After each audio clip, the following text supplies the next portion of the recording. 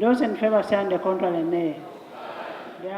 Members of Parliament turned up for plenary as early as 7 a.m. in the morning for what would be a long day of activity purposed to approve the budget. The overall goal of the budget for next financial year and over the medium term is to redirect more resources towards wealth creation by facilitating more Ugandans to join the money economy.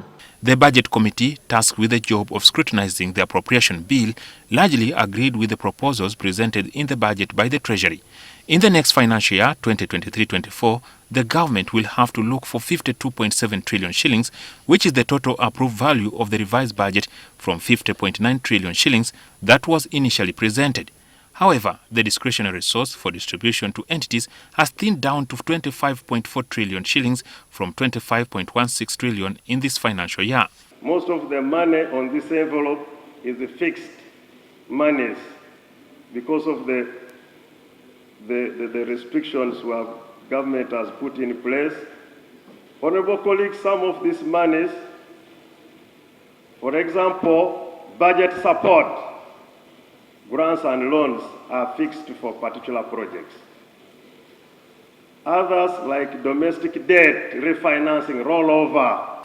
The extra 6 trillion shillings for interest payment is in addition to 1.5 trillion for reimbursement to the Bank of Uganda in unpaid redeemed securities in the form of treasury bills and bonds, and 217 billion shillings for the recapitalization of the central bank. Overall, 27 trillion shillings of the budget is committed. This is really absurd.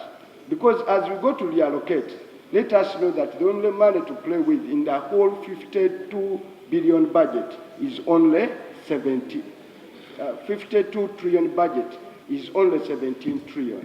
The rest of the money goes to debt management.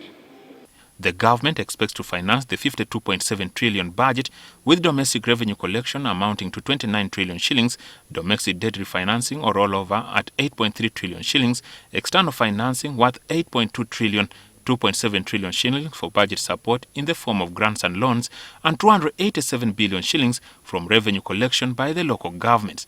In the adopted program-based budget, human capital development takes the lion's share with 9.5 trillion shillings, representing 18% of the 52.7 trillion shillings budget.